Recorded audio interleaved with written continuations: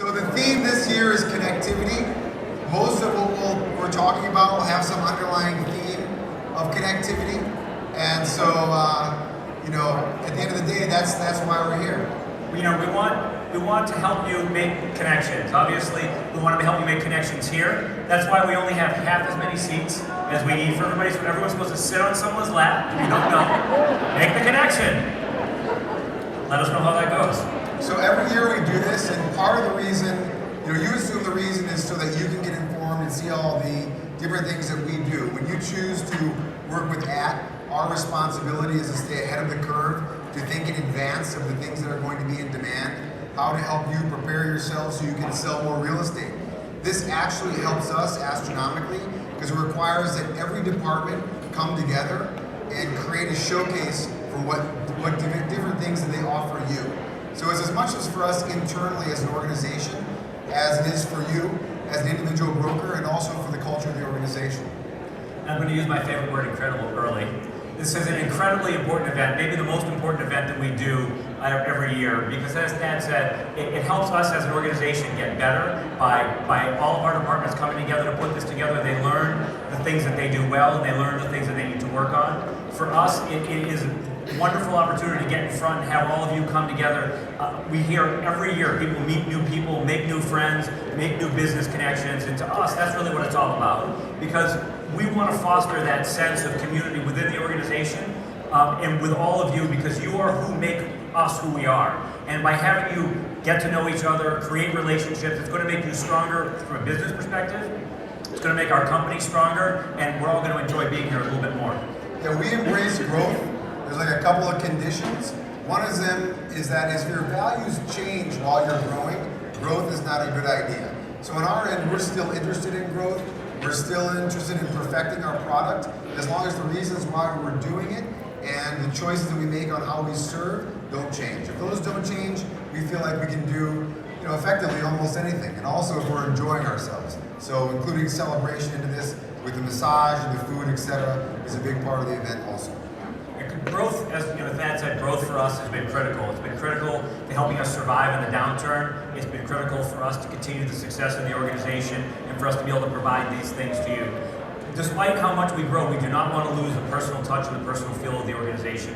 A lot of people say we feel like a startup here. We always want to feel like a startup. We always want that energy and that enthusiasm and that connection person to person. That is part of what separates us, we think, from everybody else, and it's also what Thad and I enjoy the most.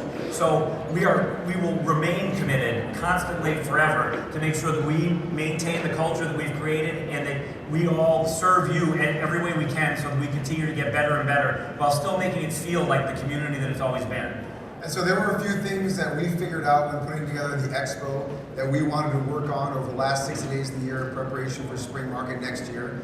One is the IT help desk, making sure that the response time that you're getting all of your technology working quickly. Two is automatically posting on the app when you insert your paperwork for new listings, so we can have pocket listings. So ahead of the spring market, we make sure that you're getting the listings in advance. Another big one is the marketing turnaround time. Knowing that we're moving to hardcover brochures for our luxury properties, we know that there's a significant greater amount of time in production that we need to maintain the same and improve the marketing turnaround. And also moving to entirely paperless. It may sound remedial, but in our business, which is a heavy paper transaction business, with the amount of volume that we're doing, that's one of our biggest commitments that we're trying to get done by the end of the year through the DMS. Our group continues to want to listen to you as well. We want the feedback from you as to the things you feel like we need to work on. So we have a huge list of initiatives that we're constantly working on, evolving, changing, making sure we create new systems, new processes, and new value for you. But we want the feedback from you. It's so important to us to hear from each and every one of you, maybe not all at once, but to hear from all of you as much as possible the things that you feel like we can do better. Because you're out there every day, you're seeing the changes in the market, you're seeing the changes in the business much faster than we get to see them here. And we want to continue to evolve and adapt, but we need that feedback. So please continue to do it. We have a tremendous number of opportunities for you guys to connect internally and to meet, connect with each other, and improve your business. We're continuing to roll out more Ninja installations. I believe we just finished one a week ago or 2 weeks ago, It was completely full, and I believe we have 1 or 2 more scheduled. The Ninja training opportunity is, to us, maybe the best system that we've worked with. I think the struggle Thad and I first had when we were introduced to Ninja is the name Ninja. It was just kind of, I didn't see. I liked it personally. It's very Asian. That's the Chinese in that. I felt right at home. He gave me a quick uppercut and said, figure it out. But for us, it is really just a wonderful holistic system that helps you both in business and personally. We are continuing to roll out new and different training classes, so please watch the training calendar. If you have suggestions of things you want us to see, a lot of the training classes we've created have been suggestions from you of things you want help with.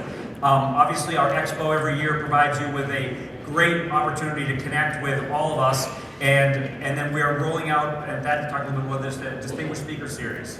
Yeah, so we have a lot of, one of the things that you guys gave us great feedback on was you wanted to hear more about successful people in our space and in also a lot of other industries. So we're bringing people in because even if they're talking about an industry completely different from real estate, often you can take a couple of snippets that are valuable and make some changes internally within your business plan to grow. So it's a big deal. The sessions also, so you guys know, are going to start back up at 2 o'clock. We encourage you to look at the roster and pick out the ones you feel like you would get the most out of. We also like you to look at the Hebrew Brantley book that we published. That's a big deal. It's going to be our holiday gift. It was a lot of energy that put into it, and you'll see it in between the 2 Hebrew Brantley sculptures.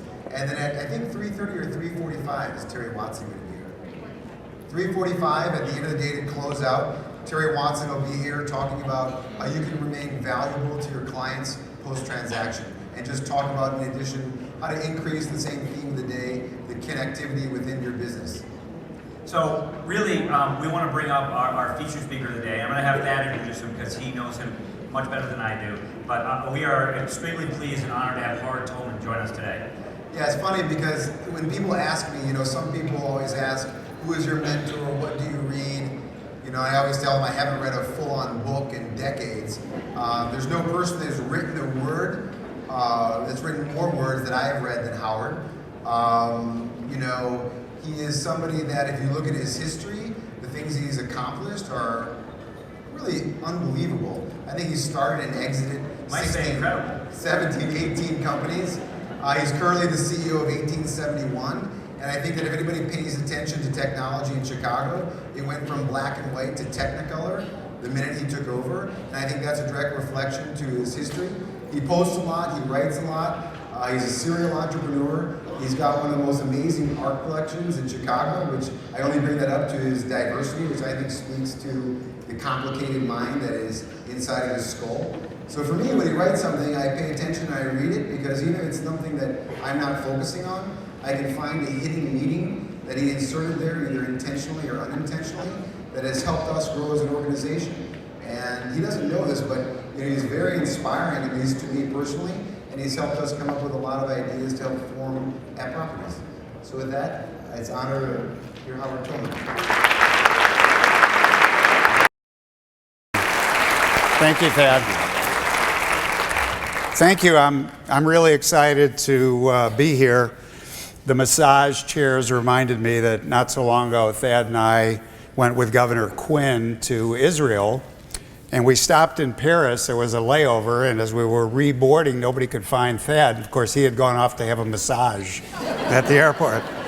Freaked out the entire governor's security team and everything else.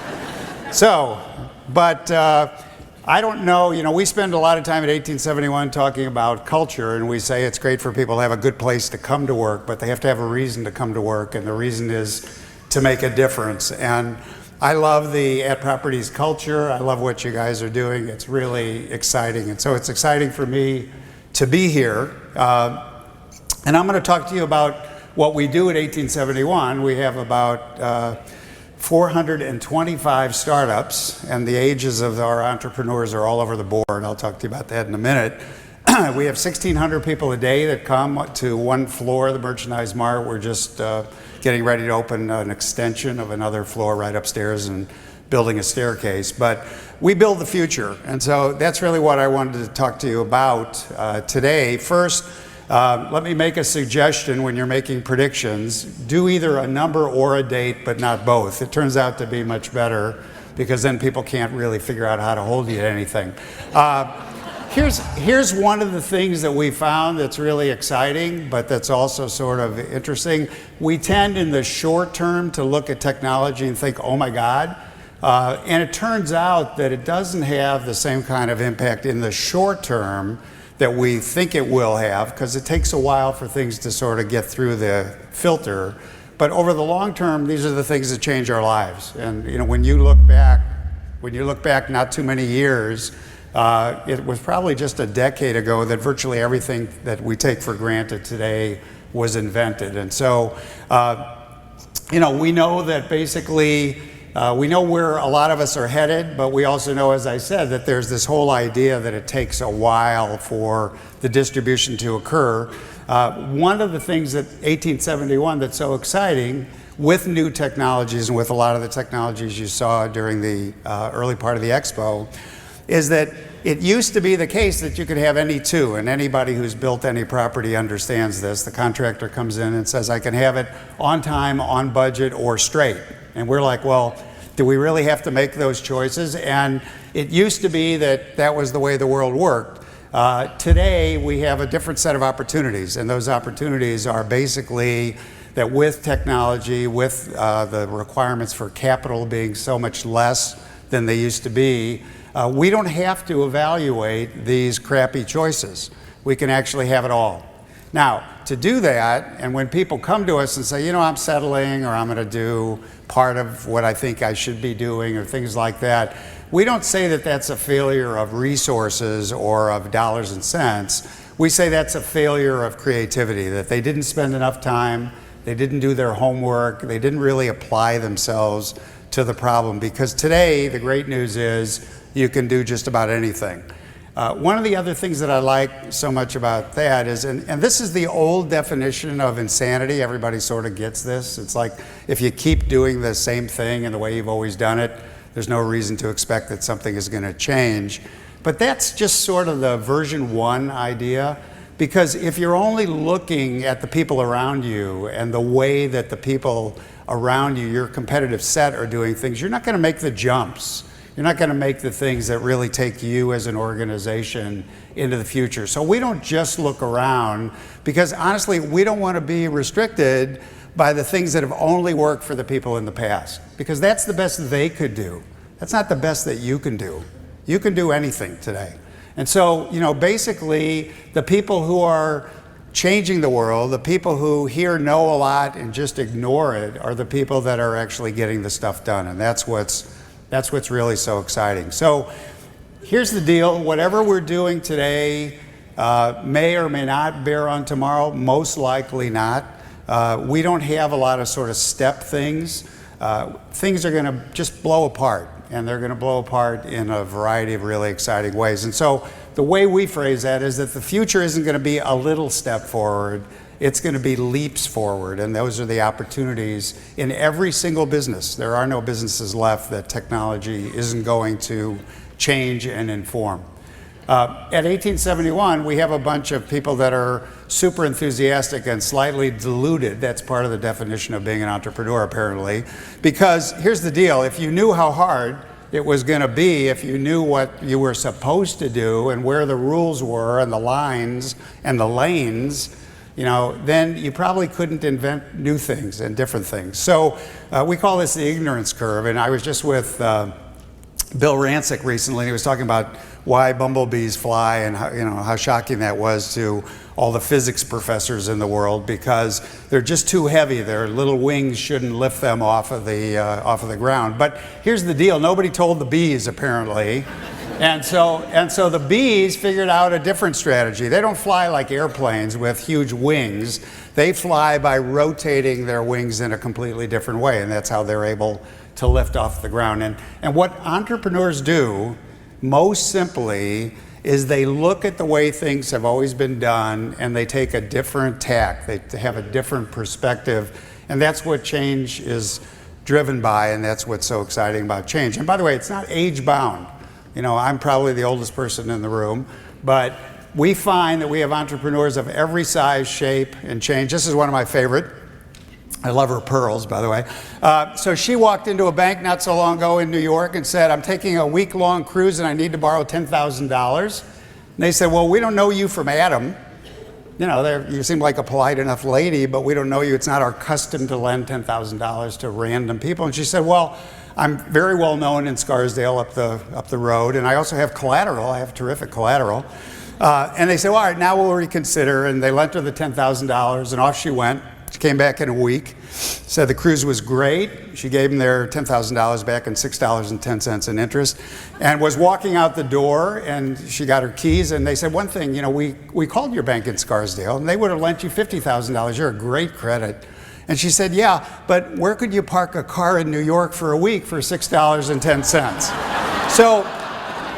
So entrepreneurs do those kinds of things, okay? They're things that happen, and they also understand that we live in a world of speed, and I'm going to show you how we've actually added more than 24 hours to a day in just a minute. But today, it's not about size, it's about flexibility, and it's about speed. And so if you look at the old world, you know, what I love is you still have some of the big old ad agencies saying, you know, we're going to do a flight, or we're going to do a campaign, and they don't get that the world is changing so quickly and the data that's available to us is so robust that nobody waits. Nobody wants to do anything over 3 months or 6 months or 9 months. That's not how the world works today.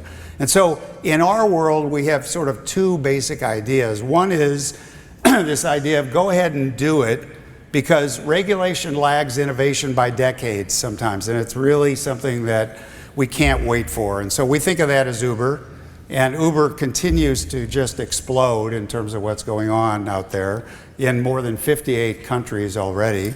And the second idea is first speed, but second size does matter. And you want to get big enough so that you're a factor that can't be ignored. And that's what's going on right now with Airbnb. And it's exciting in many, many respects. They're in almost 200 countries now worldwide. But what you're going to see shortly, and this is an example of how, you know, it's sort of like the Slinky. It takes a while, and then all of a sudden the change happens in an instant. So the hotels are about to figure out what the airlines figured out, okay? And that is that the worst sin in the world is to have a hotel night go empty, go wanting, just like an airplane seat. Even if you make $2 on that seat, it's better than having the plane take off with an empty seat. Airbnb last year booked more room nights at South by Southwest in Austin than all the hotels combined. And when you have those kinds of fire hoses, when you have those kinds of economic opportunities, you better find a way to work with those people, because if you don't, they're going to roll right over you. It's a lot like a steamroller. You can beat it on any one day, but for sure you don't want to lay down. Okay, so where are we headed? Trends. The number one trend, the dimension on which every single business in the world will now have to compete on, is time. Okay, we know that we're short on time, but we don't understand how much it's becoming a part of the way that business has to be done. You can do anything you want, but you can't do everything. And so when you see a company like Instacart, what's going on with Instacart? Well, no groceries, no infrastructure, no employees really. So what are they selling? What are they really doing? Well, they're selling time. They're selling convenience. It's really interesting. And that's just the beginning. When you go into a store now and you can use your phone to pay for your transaction, that's all about speed. And that's what MasterCard is doing. And it's not limited to a single industry. There's no industry left that isn't having to compete increasingly along this vector of time. So Sprig is one of the companies at 1871, and their offer is pretty simple. Tap on your phone a couple of times, and we'll deliver the food to you faster than you can cook it yourself. That's a fairly impressive standard. I think it's 15 minutes or something. Here's a customer service organization. They say they'll respond to customer inquiries in how much time? 3.5 minutes. Okay, the bar is continuing to rise. You don't want to be on the back end of that. You don't want to be playing catch up and say, we'll get to you sometime today, when the customer's expectations continue to grow. And so whether it's Digiboo, now 3.5 minutes sounded like a lot of time. These folks download a full-length feature film at the airport onto your laptop in a minute to 2 minutes, okay? And Amazon, God forbid Amazon should wait for anybody. So what are they doing? They're shipping shit that you're gonna buy, okay? Now, that's pretty aggressive, okay? And how are they doing that? Well, of course, they look at your prior orders, they look at all this other stuff, but the thing they really focus in on is cursor hover time. How much time did you spend? You're looking into your computer, they're looking out at you and saying, boy, they watch that product a lot, but they haven't bought it yet. What do we call that? Digital drooling, of course. And so now they're gonna send you a coupon and they're gonna say, for $5 off, we can have it there. Of course, we're building a warehouse on Goose Island. Of course, we can have it there in 1 hour. Okay, and that's where we're headed, and Google is doing the same kind of local delivery. Everything is speeding up. Everything is faster and faster, but something is going on in Europe that's changing the game again, and that is that we're going a little bit backwards in that throughout Europe, people would rather buy online and then go to the store to pick the stuff up. So Best Buy, for example, at Christmas time, about 30% of their in-store sales were ordered online and picked up. People want to know it's there. They don't want to park. They don't want to do all this stuff. They want to drive by. So you're going to see more and more real estate re-envisioned as drive-throughs, or Home Depot, you'll call up and they'll have it waiting for you, or the Jewel. And in fact, there are companies that do just this. Ritual is a new company coming to 1871, and they help any business get into this business of I'll have it waiting for you. And it'll be very interesting, by the way, for Starbucks, because if ever there was a picky consumer, it's the Starbucks customer. They're gonna have the coffee waiting for you. You're not gonna be waiting for the coffee, but I don't think they know who they're dealing with. They're dealing with human beings, some of the laziest and slowest people in the world. So we'll see what happens, but fundamentally, and this looks like a union poster, I know, but it's actually this idea of immediate gratification. We want it right now. And here's what's more important, write this down, because everything you do today, every expectations your customers have gets more so. And so I like to say that yesterday's miracles, wow, that's astonishing, are tomorrow's so whats. Because we take that as a given and we want more, and our expectations constantly move forward. So number one is time. Number two, and by the way, let me just say one last thought on this score, and that is that this idea of standing still and being complacent and sort of resting on your laurels is also something that just isn't going to happen in the future. You're going to have to keep moving and changing and improving your business, as you heard from Thad earlier. So everything is today, everything is now, right now, because if it's not now, it may be never, and that's not where you want to be. So that's time. Number two idea is we want it our way, okay? We believe in the world of mass customization, and that's what's going on. And we learned a lot of this from the game business, really interesting, because the game business, each time you play a social game, and these are some of the most popular things out there, so each time you play a social game, you make a bunch of choices. What's it worth? How much do I want to spend? What's the commitment? What is it, the value of it to me? And so the thought that we'll have fixed prices for a lot of different products and services is really going away. Also, people just aren't committing to things as much as they used to. Subscriptions, by and large, going away. Appointment TV, pretty much over now. Where are we headed? Well, we're headed to this different idea of streaming and binging and sharing and things that are live and in real time.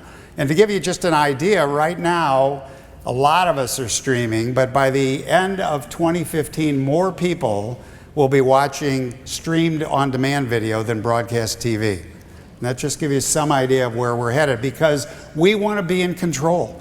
We want to be in the driver's seat. And so this is the case for every form of content. Everything that we do now is going to be according to us, on our terms, at our prices, in real time, basically, and interactively. We're not going to have a communication channel anymore. It's going to be incumbent upon us to have conversations. And so in your business, think about this. We know today that somebody will buy a service or a product or a piece of information for 99 cents, and someone else will pay $99 for that. And what determines the pricing? Well, access, availability, speed.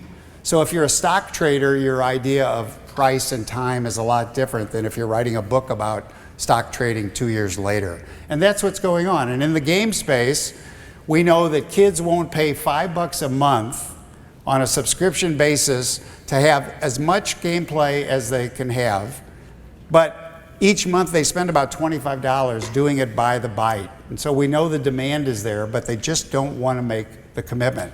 In other areas, we're seeing commitments. In other areas like entertainment and education, we're prepared to sign up for the regularity of subscription kinds of things. But in gaming, it's been a complete bust. It's been an amazing, amazing thing.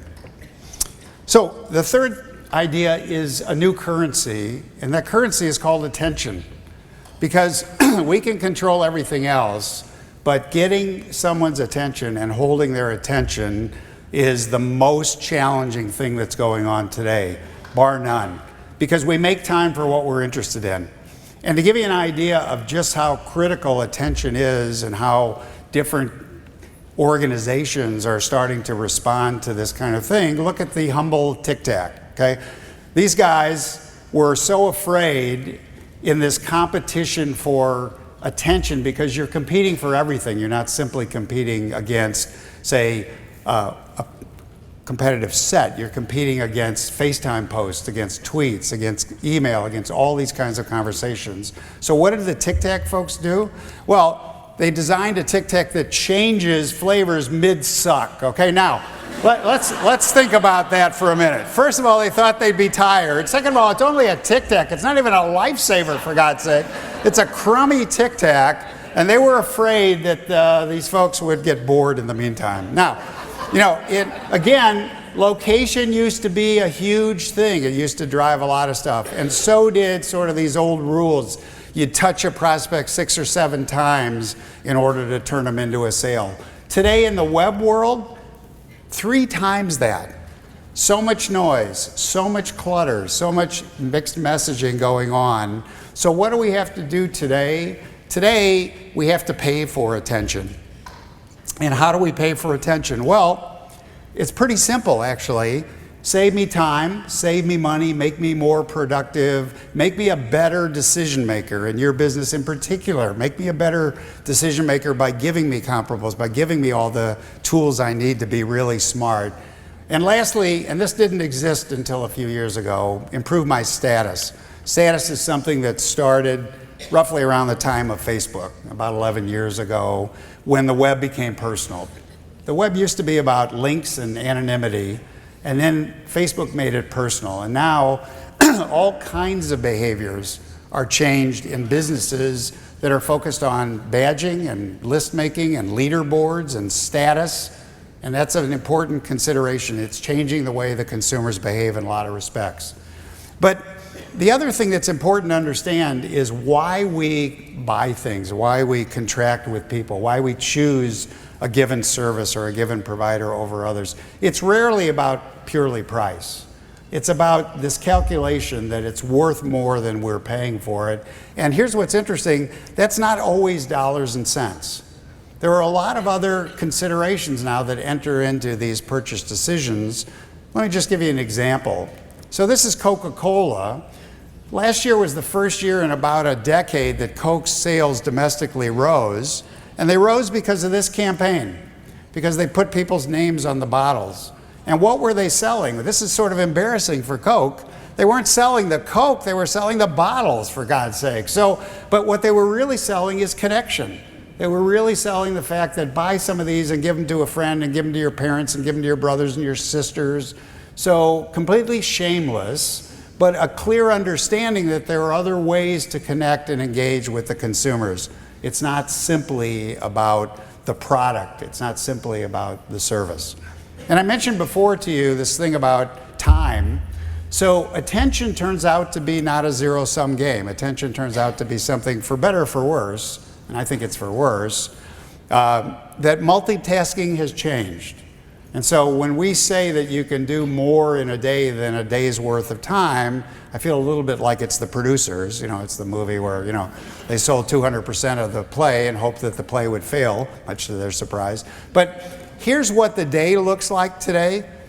Traditionally, we think of spending about a third of the day on sleep, a third on work, and a third on other activities.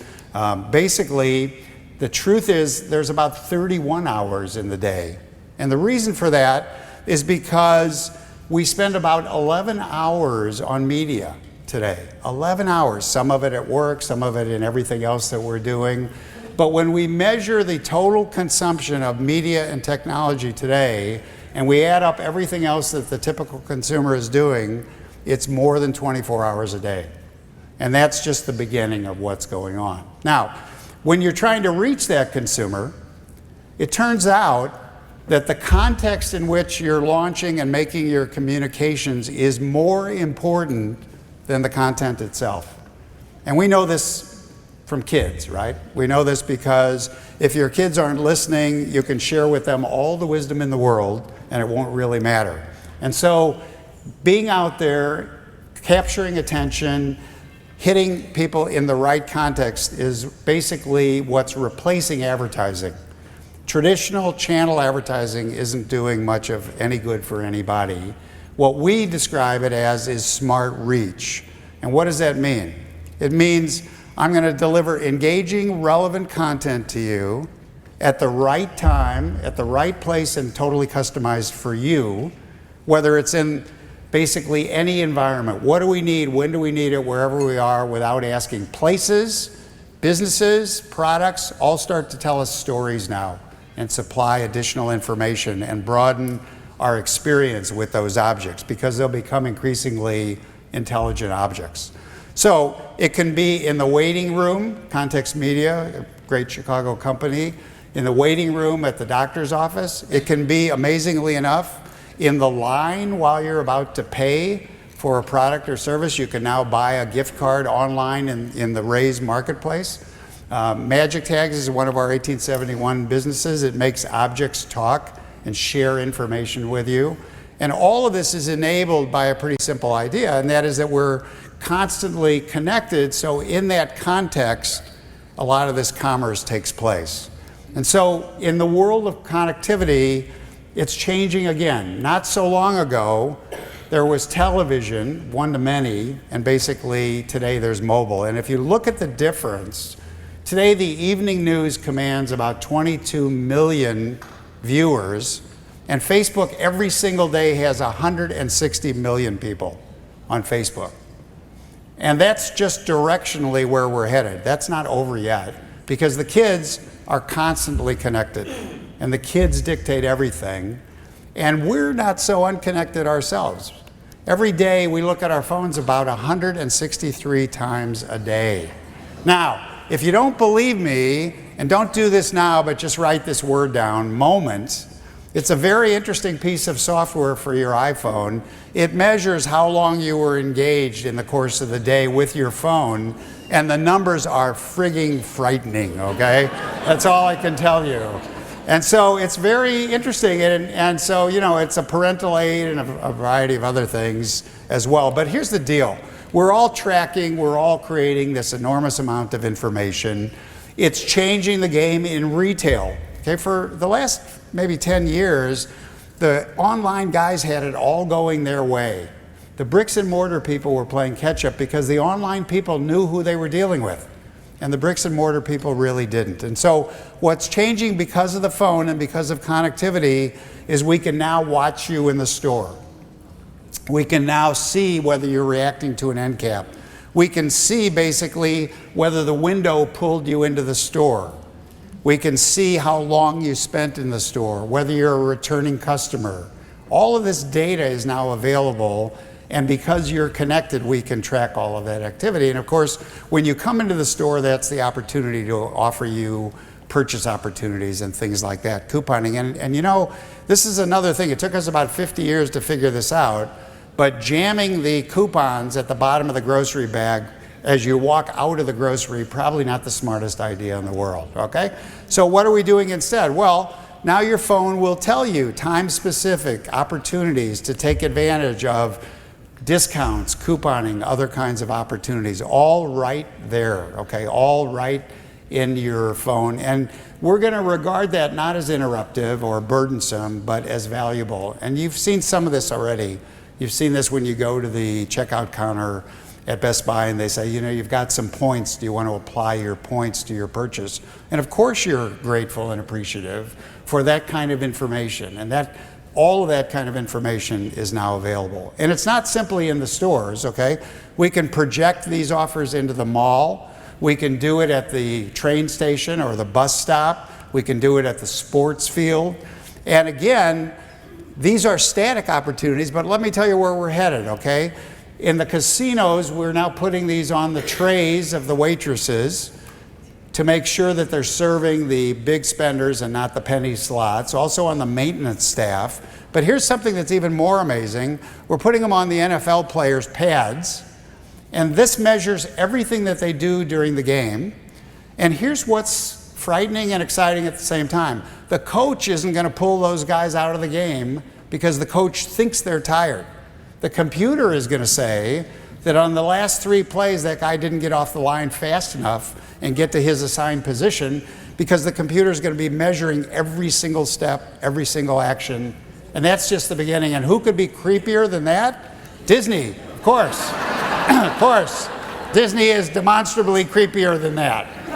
And so the magic bands, which we think of as pleasant souvenirs, are actually tracking everything. They open the doors, they track the crowds, they pay for our meals, and that's just the beginning. Now, Goofy, and by the way, it's not really Goofy, it's a guy with a huge goofy head. I don't want to break anybody's dreams, but Goofy will now greet your kids by name and know the city and state that you're from based on that band.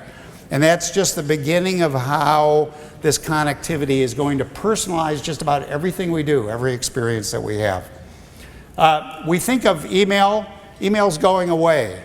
Messaging is coming on strong. We thought of it as sort of trivial. It's not trivial at all. It's on our wrist. It provides information. It provides details. It provides contacts. It provides important information. So messaging is exploding all over the world, really, turning into very big businesses.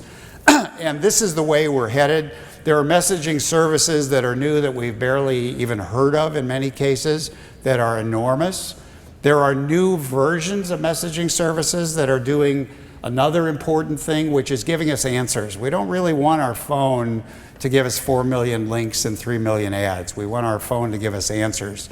And so these businesses are based on basically an idea of agency or being concierges and providing answers for us. And so going forward, in the next basically 2.5 years, we're going to add about 1 billion users of messaging services, and they're coming into the US because they're 1 trillion times cheaper than SMS. And so we're going to see the explosion of the messaging world.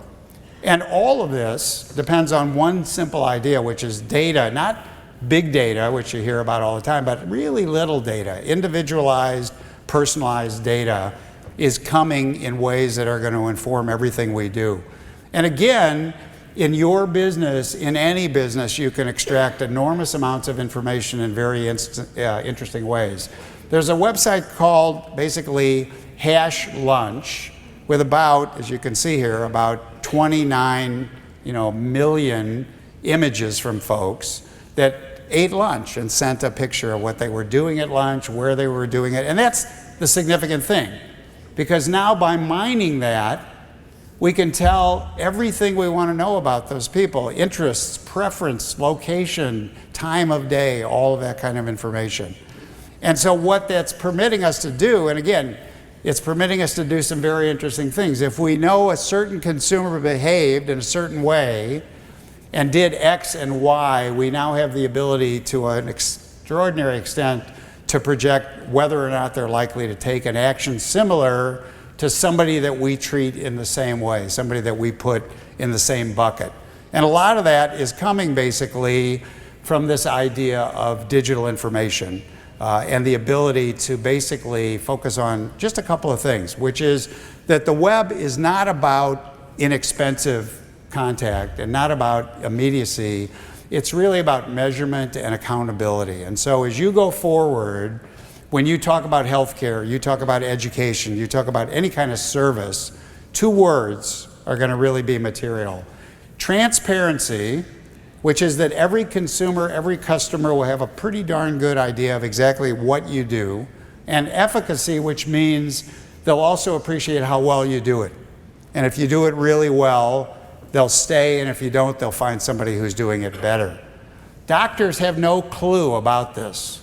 Doctors don't even understand that there are websites like Patients Like Me where people talk every single day about price and competence and everything else. In fact, the doctors are so completely clueless that when we did a survey of 500 doctors and 1,000 patients, the doctors went nuts about what they thought were the determinants from the patients, okay? Their specialty, how many degrees they had. The patients were like, is there free parking? You know, I mean, do they take insurance? You know, and this was a little disheartening for the doctors, but they don't get what's going on. What's going on is the game is changing, and it's changing across every industry.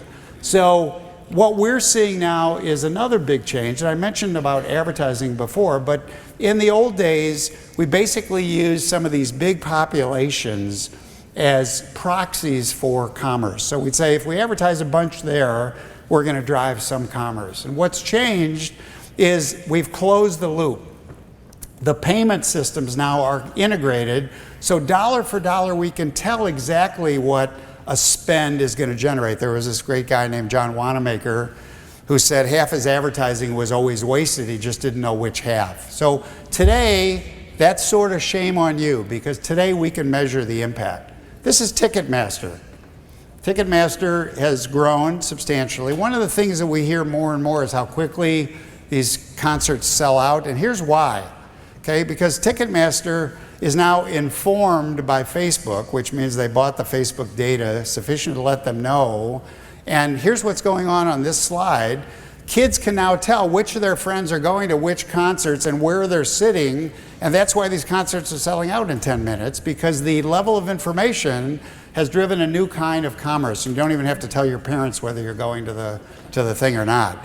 So what's going on? Well, what's going on very simply is we're not looking backwards anymore in business, we're looking forwards. And we have the ability to, and this is sort of in honor of the Stanley Cup, to skate to where the puck is headed.